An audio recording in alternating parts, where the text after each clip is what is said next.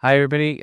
This is Osmany, and I am here with Maritza from NV Leadership Consulting. Yeah. And some of you may already know me. I'm Osmany from SecureNet MSP.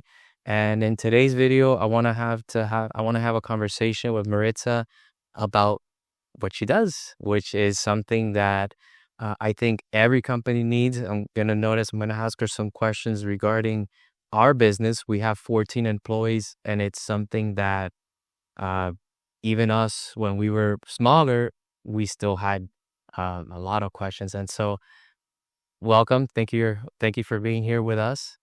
And I think the first question I would like to ask you, it's a question I've always had myself, and it is, how do you start and how do you build leaders within your organization, even when your organization is small and the owner is essentially there all the time and involved in everything. How do you start? How do you do that? First of all, thank you so much for having me as part of the podcast. It's an honor to be here and share about my experience and how I can help successful people like yourself grow and continue to elevate your skills because that's exactly my passion, helping people develop their skills. Awesome. So great question, because a lot of business owners have that similar challenge, right? Hey, we're too small. How do we grow and how do I form leaders? My recommendation and the work that I do with other clients is to start with empowering your team. So how do you do that, right? You get to know your employees. You see where are their strengths and where are their areas of opportunity. And then you challenge them with strategic questions. First, you need to show them how to do the work. You have to have clear expectations, clear roles and responsibilities that they have. Got it. Then you can also tell them, hey, it's okay to make a mistake, and then you coach them through the process. Got it. Have you tried that? Well, in my case, I find it hard to uh, know which one of those to apply to an employee. So in some cases, an employee may know how to do something, Okay. right? And, for example, one of our new on-site engineers, he has a lot of experience. And with him, we were able to bring him on board. And I was able to, do what you mentioned, which is it's okay to make a mistake. Go ahead, do your best. If you have any questions, come back to me.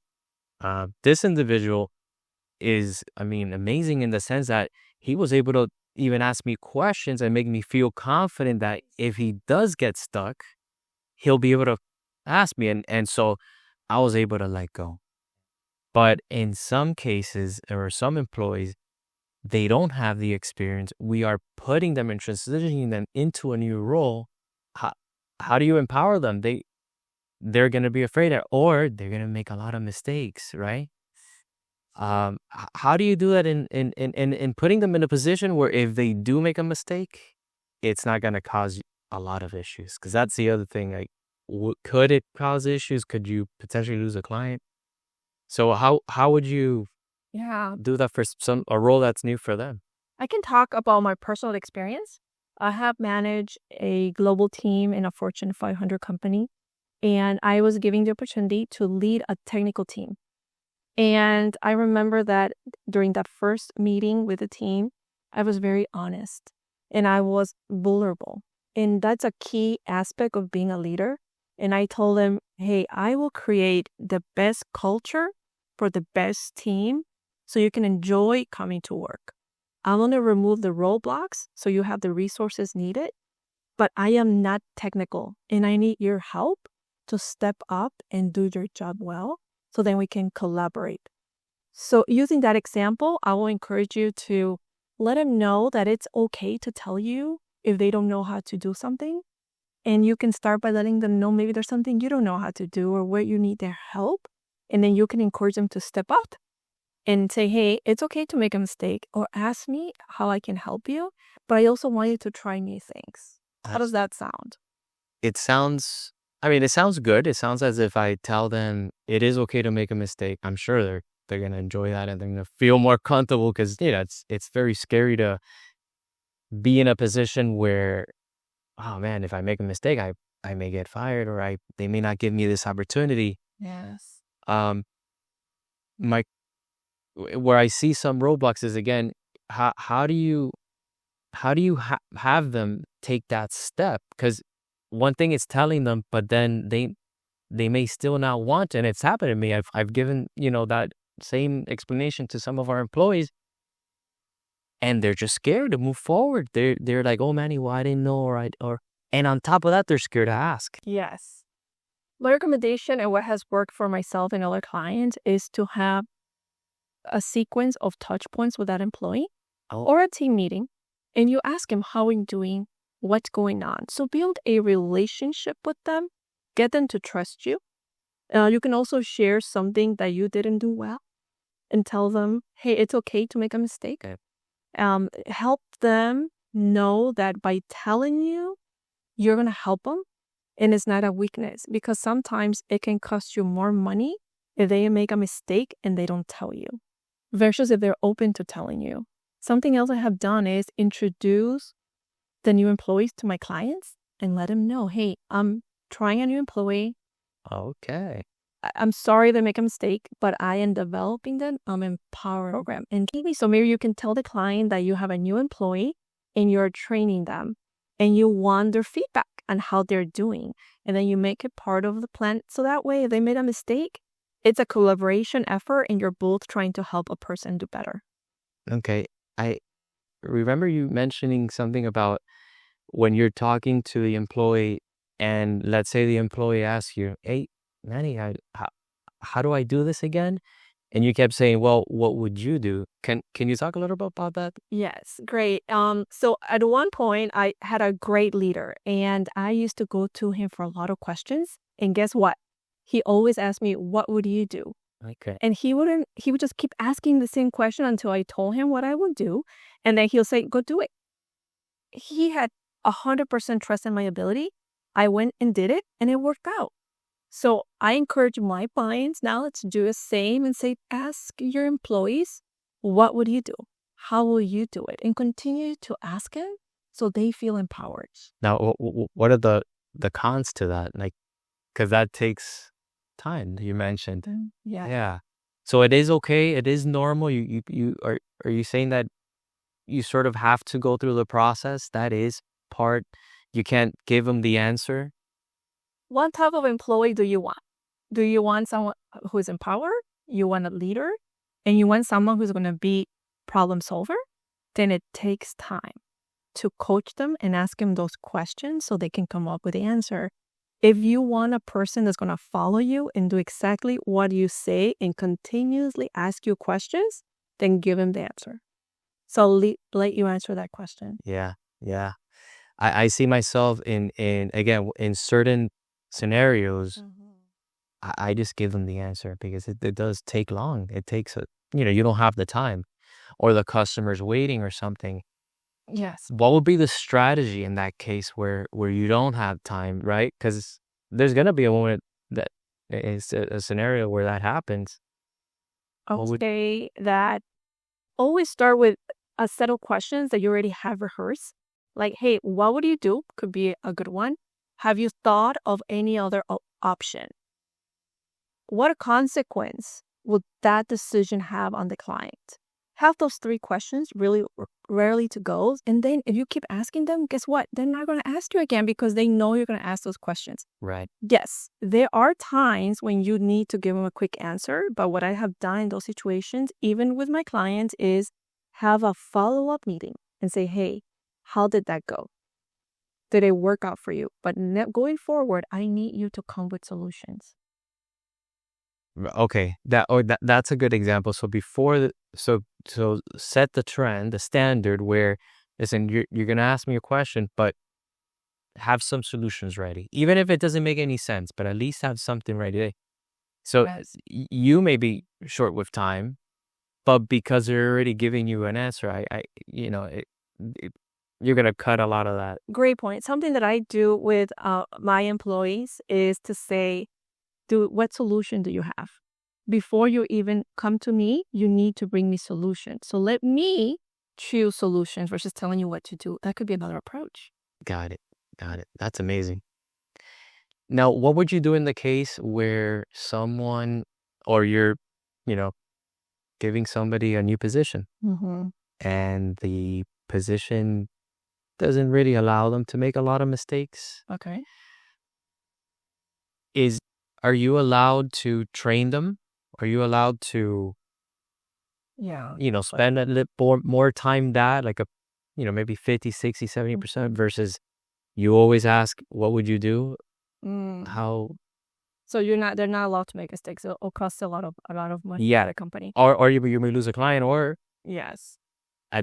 you may lose data, Yeah. or security breach may go through. I mean, in some cases, it's very.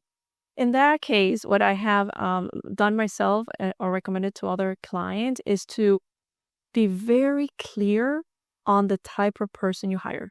It starts with an interview, right? So if that's a high stake job, make sure you write that in the job description. Make sure you explain that in the interview, so then you select the right employee.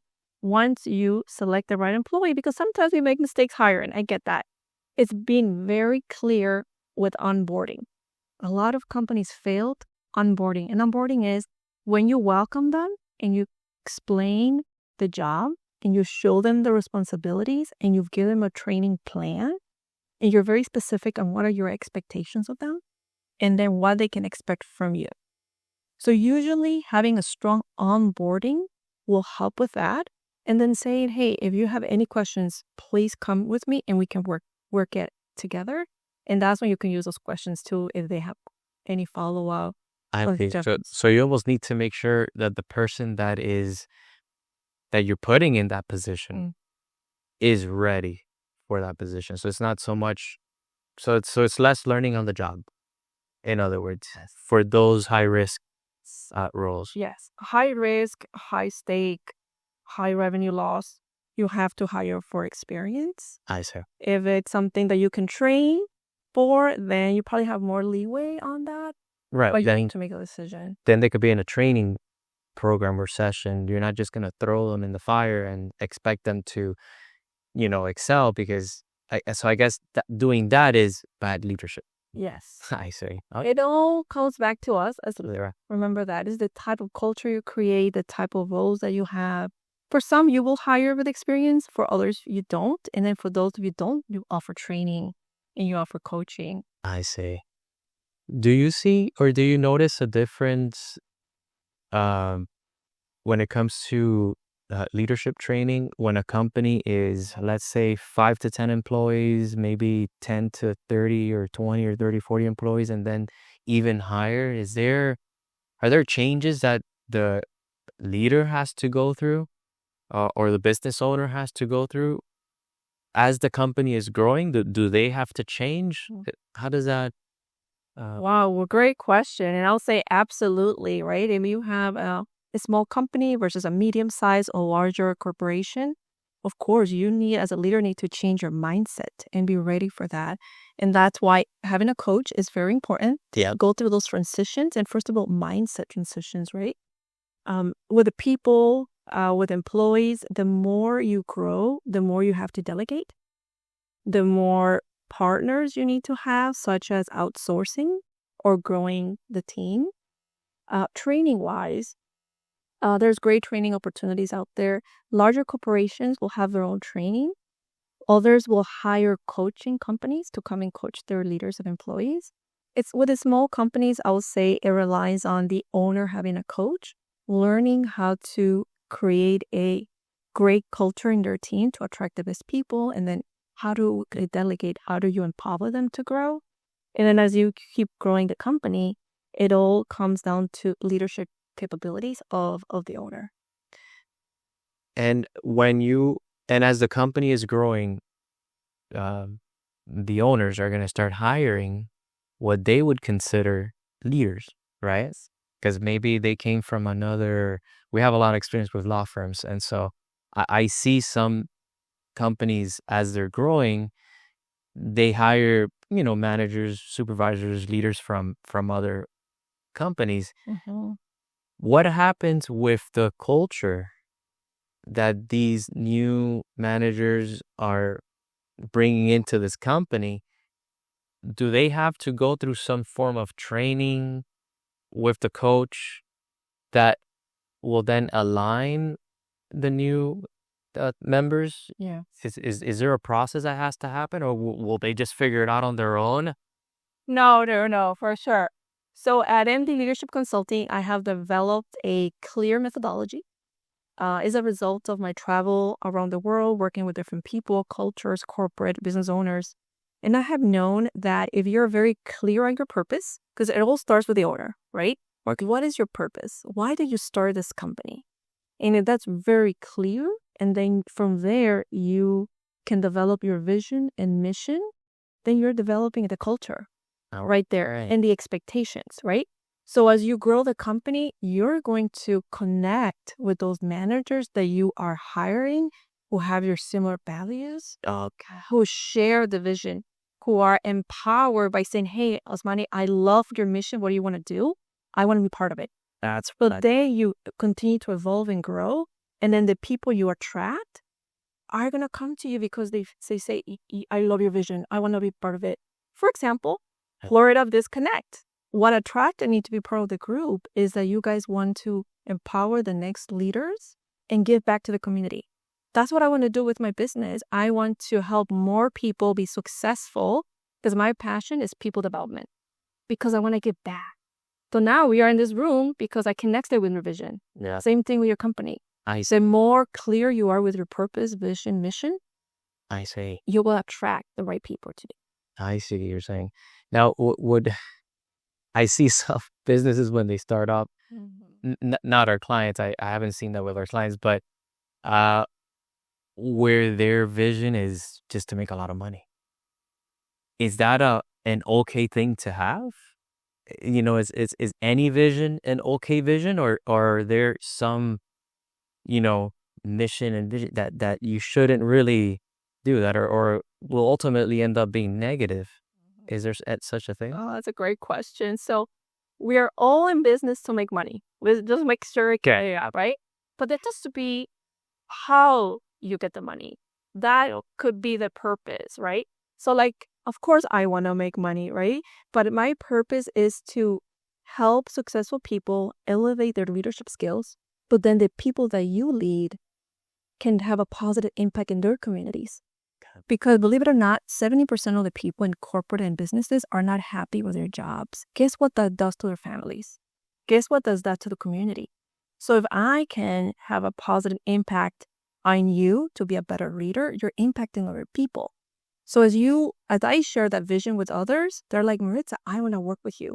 I like you because you have traveled the world, you have connected with cultures, you are a leader in corporate, you're a woman, a mother, you understand the imposter syndrome, you understand the guilt of traveling as a mom. You broke glass ceilings by being a leader. We connect on that purpose. Yeah. So it's not a bad thing to say you want to make money, but that's the obvious. I think corporations and businesses that can go beyond that and talk about how they want to impact the world, make a better company, and attract better people. I see. One of the first companies that I worked for, it was Coles Pharmaceutical. They were bought out, so they're not around anymore. But I was working in the help desk department. Okay. And one of the things that stood out for me when I started working at that company, I was in the help desk department, and there was 4 of us, and then they had a networking team which handled the servers and infrastructure and the phone system, and then they had another team which was programming and development. So it was essentially like a 600 employee company. Oh. They had offices in New Jersey, I believe, in Raleigh, and here and a few offices here in Miami. So you could imagine there's a lot of people. And at that time, there was no social media. This was back in 2001. And one of the things that I found, or that I noticed, that I picked up on, and to the point that they must have had great leadership and great coaching and coaches, is as soon as I started working there, they had this little wheel that mentioned they called it the 4 pillars. Mm-hmm. And these 4 pillars were essentially what were their mission, I think their statement, I forgot what they called it, but it was like what everybody had to have And somehow when I started, I was how old was I? I think 20 years old or 20 years old. Like somehow, even without me trying, that got into my head. That's great. And I hadn't met interviewed once or twice with the leader, but I wasn't part of any of these meetings. But just having that little, I don't know where it was. It was like glass, and you could see through it, and it would show you what the company stood for. Exactly. That's essentially what you're talking about, right? That was their mission. Their leader somehow they wrote this as this is what everybody's all about. Exactly. It's supposed to be. Yes. And the more you communicate it with your team, the more they believe in it, and the more they're going to execute that with your clients as well. Because people follow people that they connect with and their values. So let me ask you, in your company, is your purpose, your vision clear enough to have people follow that vision and mission, or is that something we can work on together? Yes, we could definitely work on that together.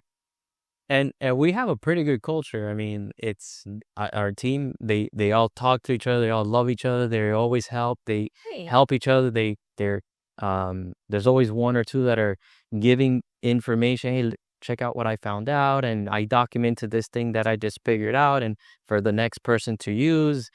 And we have employees in India, South America, here in the U.S. So we're from all over, the world. And even with all that, different cultures and all that, that's great. They get along. At the beginning, South America and India was a little tough because South American and Latin people are they're always messing around and joking around with each other. Yes. The cultural difference. And in India, they're not used to that. Yeah. And so at first, it seemed like India didn't get the joke, or they were serious. But at the end, that you could see them lighting up, and South America it's like, okay, we can't go too far, right? Putting those boundaries is important, but you and Fabiana as the leaders drive the culture of your teams. So it's fantastic to hear these great stories. It's maybe more about formalizing it and making it visual and continuing to grow with great people they're going to be hiring. So it's very clear starting the interview what the vision is about. And as we grow, I mean, we may not be the ones doing the interview. They may not hear our vision or our mission directly from us, and so it's going to get diluted. So this was amazing. Thank you so much, Maritza. Any other recommendations you want to give out to business owners of different sizes? Because I'm sure we're going to have people watching that are large corporations, single owner, companies. No, thank you for the opportunity. What I like to say is that building high empowering teams starts with having the right culture, and the culture is established by the owner or by the corporate leader. So the more you develop yourself to have better leadership skills, going through a coach or reading or developing yourself, the better. All leaders have a story, but those leaders that leave a legacy are those that work on being clear, having a purpose, and doing an impact. So happy to work with you. Please reach out, and I'll be happy to get to know you and see how we can continue to evolve your leadership skills. Great. Thank you so much. Thank you.